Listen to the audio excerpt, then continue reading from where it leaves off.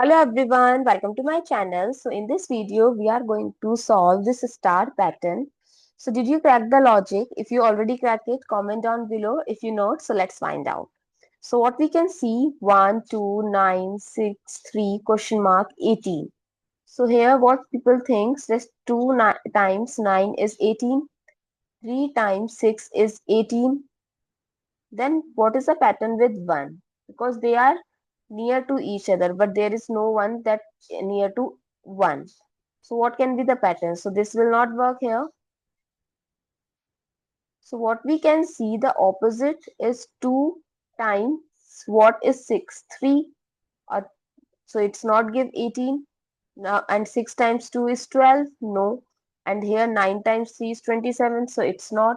So what we can see, if we focus on this 18, so what are the factors of 18? 1, 2, 3, 6, 9 and 18 itself.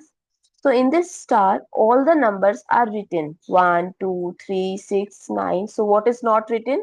This 18 only. So what replaces this question mark? 18. I hope it's clear and you find it useful. And if you have any other logic, comment down below. Thank you so much for watching this video. See you in the next video.